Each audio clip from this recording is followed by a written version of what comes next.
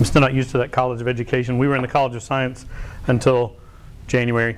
So we have been moved, which actually is a good fit. I'm part of Science and Mathematics Education, which at OSU has always been in the College of Science. It's an interesting historical remnant, I think. How many of you, so a couple of years ago I did, or 3 years ago, I did a similar talk for the CFest. Did any of you come to that then? Or remember coming to that? So I got some of the same stuff, but we've expanded this quite a lot since then. And what I'm going to talk about is what I've drawn from to put together the talk is for the last 2 years as part of the COSE, Center for Ocean Science Education Excellence work that's NSF funded that we've been doing. We've been working with scientists in a bunch of different venues to communicate with public audiences. And we've learned a lot from doing that. So I've got some ideas from that have fallen into the talk. Some basic information that comes from the published literature, about 40 years of published literature on what makes a good exhibit now, and really well done research, as well as our own research here. And so what I've got is I got about 15 slides, and I'm going to try to go through them relatively quickly. I'll take questions as we go and comments. So if you got ideas or questions at each step, we can talk about them. But I also want to have room for people to throw out ideas about their displays. How many of you are actually going to be doing a display for Marine Science Day? Okay, great. So I want to make sure that we have some time to workshop that if you want and talk about it a little bit. Probably most of you have a pretty good idea of what you're going to do already, but after this you've got some ideas. Bill Hanschmaker also sent out a pre-assessment for scientists who are involved. I don't know if everybody got that. If you did, just take a few minutes to fill it out and send it back to him. We'll be following up with you after the event as well to see in what ways this kind of event was helpful, in what ways, what kind of extra support you need to do this kind of thing, where you get support, pressure, and collaborations to do this kind of work. Okay. Any questions before we get started? Great. A lot of this is going to seem like duh when you read the slides, but it's stuff that you might or might not have at the top of mind when you're trying to scramble around and put together your tabletop display or your set of activities. And this is one of the things that usually falls off the table first. When people are designing this stuff, you go, okay, we're gonna do something about our lab work. We're gonna have a table. We're gonna have some kind of interactive, and we got this material, and we got these things we can hand out. And we got these nets. We'll put all that on the table. Well, why? Why are you doing it? What's the point? And in essence, if you can answer that question in just one idea, that can really simplify your entire process and make it focus it, really make it tight. Not only for you in terms of your thinking and planning, but also in terms of the activities themselves. And so this kind of backwards design, this is what we do in curriculum development, it's what we do in exhibit development, it's what we do for developing graduate courses at OSU.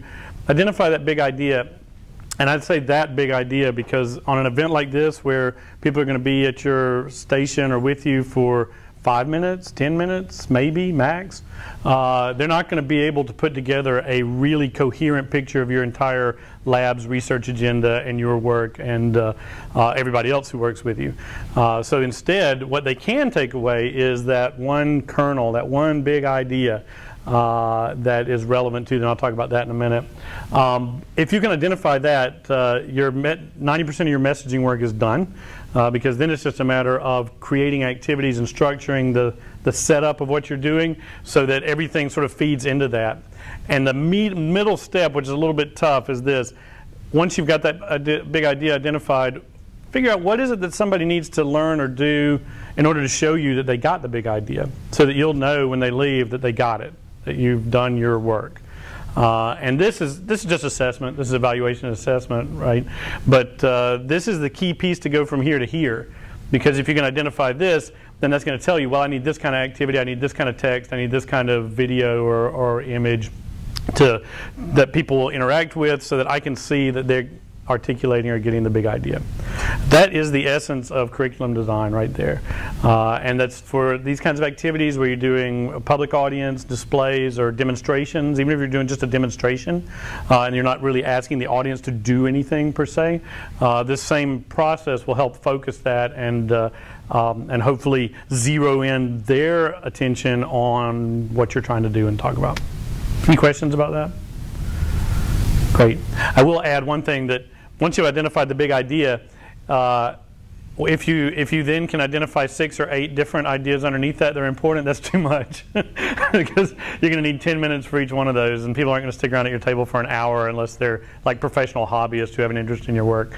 So, you know, identify 2 or 3 things that might help get to that big idea, and work backwards from there. By the way, the big idea of the entire event, can anybody articulate the big idea of the entire event? I can, because I have a cheat sheet from Marianne. It is research, education, and outreach through collaborative partnerships. And this is, in essence, a succinct version of the HMSC mission statement. So research, education, outreach through collaborative partnerships. So if in addition to the big idea about your work that you're trying to, the content idea you're trying to communicate, if you can also communicate those ideas, or the whole project will be trying to communicate those ideas, I think. So you might keep that in mind. Okay, into the meat of it. There's a lot of great research on what makes good exhibits, and good exhibits in museums, good exhibits at science, public science days, good exhibits at family science nights, that kind of thing.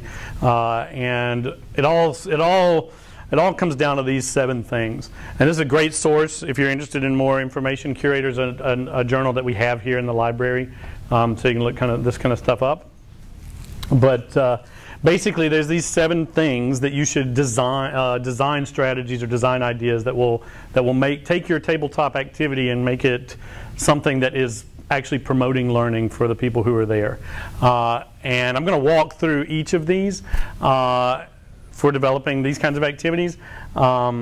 What I'm talking about is it goes much beyond this kind of event. These same things, if you can use these as design principles for any of your teaching or communications work, it's going to help. It's going to help focus your message. It's going to help deliver your message. It's going to help people make sense out of your message. So we'll walk through each one of these and what they mean. They're not that hard. We're also recording this today, and it's going to go up on our blog and website, so you can find it and double check these things if you want, or show some of your colleagues who couldn't be here. All right. First, let's look. Apologies to Rick, but first let's look at what most of your exhibits are going to look like. This really is. This is what it's like. You know, this is a open house at the aquarium for ocean sciences with a NOAA booth there. Ideas. What do you notice? What do you notice about this booth? What do you like about this setup? What do you not like about this setup? Just a few ideas.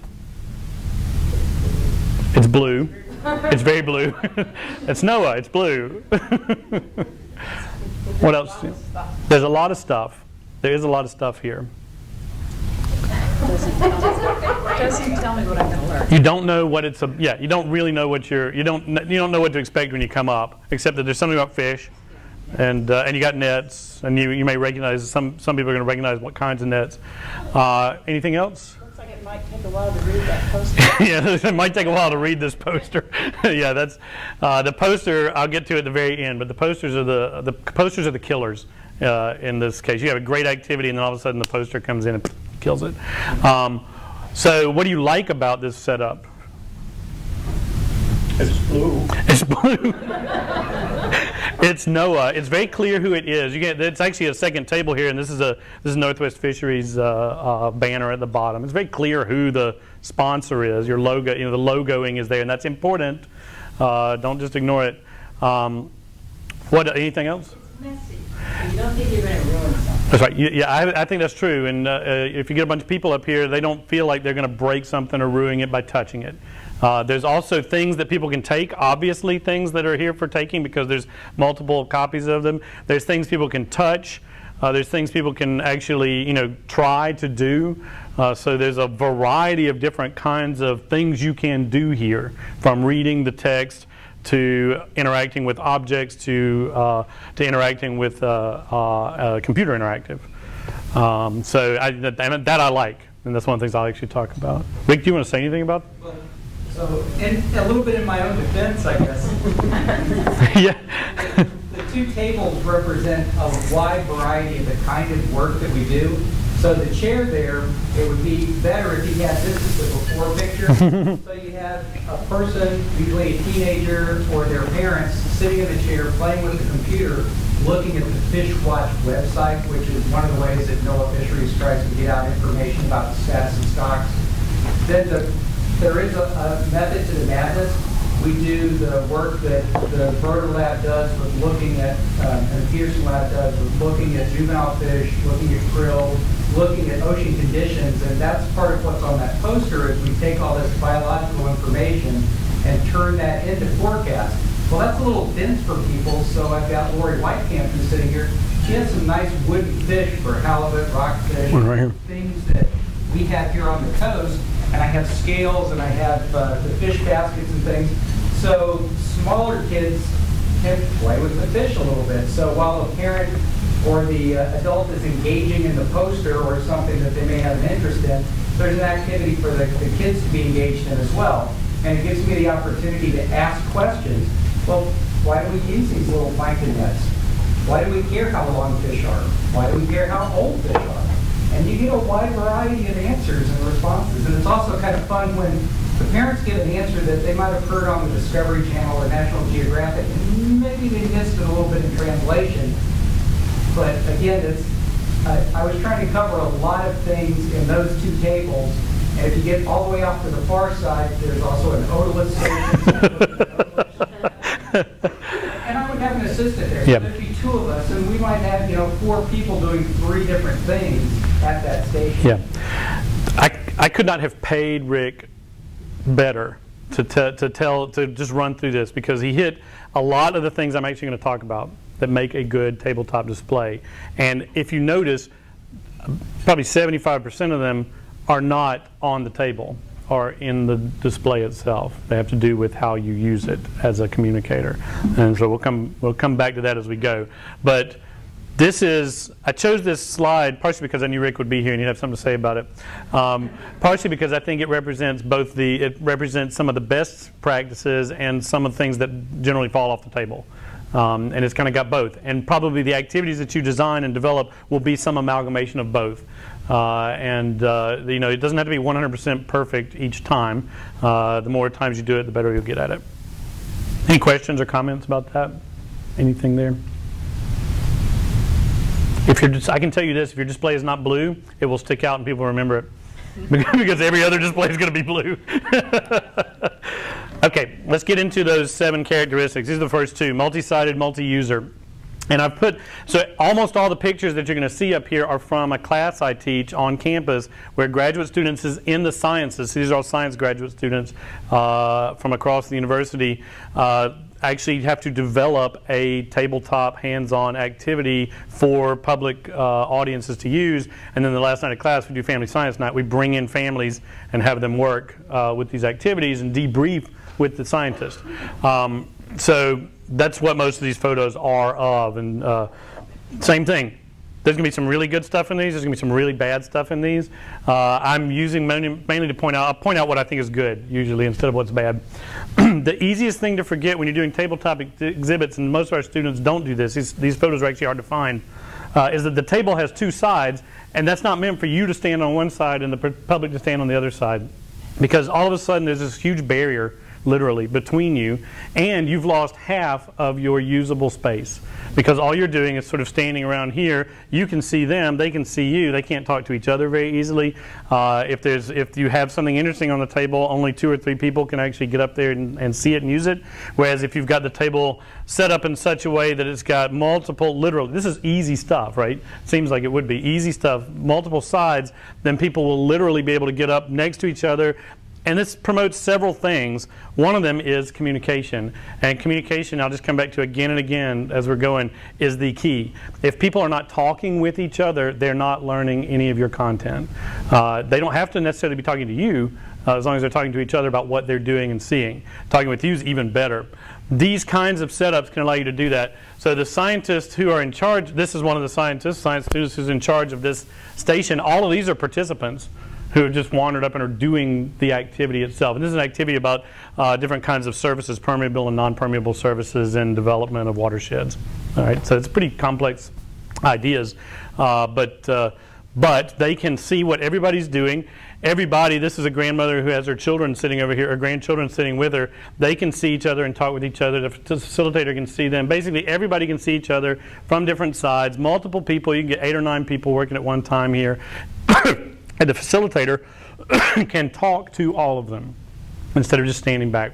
And this is Rick's point. This is where you find out what they know. This is where you find out, where you make suggestions, where you help them think about what they're seeing, where you literally ask questions. This one's similar. I chose this photo simply because it shows, I think, pretty clearly. Can you all see those photos okay? Or do we need to cut the lights back in the back? Are we good? Okay. I think what this one shows very nicely is, you know, the multi-user piece. And this is really what it's like. Look, we got coffee, we got drinks, we got magnifying glasses, we have a facilitator, we got live animals. But everybody can kind of get in there together and do something with the activity. That's the key. You don't want things that require one person to sit down and sort of focus, because there's going to be too much noise, too much activity for that to happen. You want to promote the conversations among the family groups or among the peer groups that are here, and you want to be able to hear what they're saying so that you can ask questions. Any questions about that idea? It's very easy to forget, because you're going to see that table and you're going to think, oh, I'll stay in here, everybody will be there. So just try to break that habit. Okay, accessible. An activity should be accessible. And this goes similarly with the other one. But what we mean by accessibility is this idea. Your tabletop activities, or whatever you're setting up, should be comfortably used by adults and children. Families are one of the big audiences for this kind of event. And the children are as much drivers of the learning as the adults are. In fact, the children might be actually driving most of the learning. My colleague in the Visitor Center, Bill Henschmaker, talks about layered or layering interpretation, which is using your one big idea but giving 2 kinds of activities. One that will keep kids occupied, and Rick gave an example of that with the fish, and another one that will address the adults' questions, concerns, ideas. And in this kind of setup, this is the same setup. What they've done is they've taken 4 small tables and made a U shape, which is a great way to promote this kind of multi-sided, multi-user interaction in this kind of small space. They have stuff on the floor to do. They have stuff on the short tables to do. They have stuff on the tall tables to do. And if you look at the nature of the stuff, you get a sense of the accessibility and the layering. So these kids are actually doing sea level rise activities, right? And this is this is a 3rd grader and a 5th or 6th, 5th graders, probably 4th, 5th graders, actually doing this activity together. And the facilitator isn't doing the same activity with each one. 3rd graders, she's doing one thing. 5th, 6th graders, she's doing another thing. Adults, she's doing another thing. In this case, these are the 2 facilitators. Here's 3 kids. She's about to measure sea level rise and change in her model. But back here, we have some stuff on what causes sea level rise for the adults that are with these groups. and their research specifically around that and on that. So this idea, basically, it allows you to do the things like get in the graphs, get in the content that kids are going to just gloss over and not care about, but that adults might actually engage with and then explain to the kids later, or use to facilitate what's going on here in the activity. Any questions about that?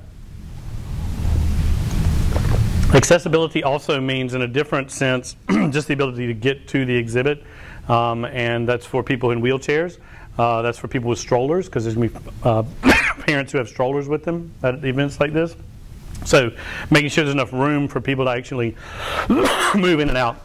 Another example of a good accessible exhibit is the touch tanks out front. If you haven't been out to see the touch tanks recently, it's on 3 levels, and that was actually done very purposefully to allow kids to get in and touch the animals without their parents having to hold them up like this, which is what happens at the aquarium and at other places, and even at our tall tanks. So parents are spending all their time holding their kids and trying not to drop them in the water instead of interacting with the animals at the same time the kids do.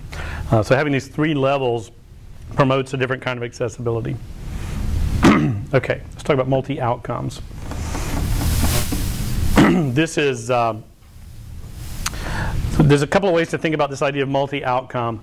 The idea is that there's no one right way to do the exhibit or the activity, and there's no one right answer to the activity.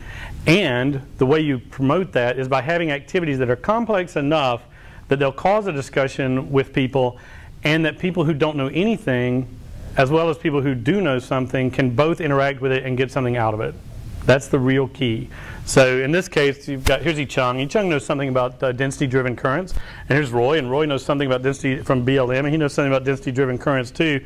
And yet they are sitting here together trying to figure out why, that's a little hard to see, but why the blue dye is floating in this beaker and sinking to the bottom in this beaker. And they've been at this for 10 minutes at this point. And they're going to stay at it. And this is a room full of adult scientists and educators doing this together, and they did it for 20 minutes.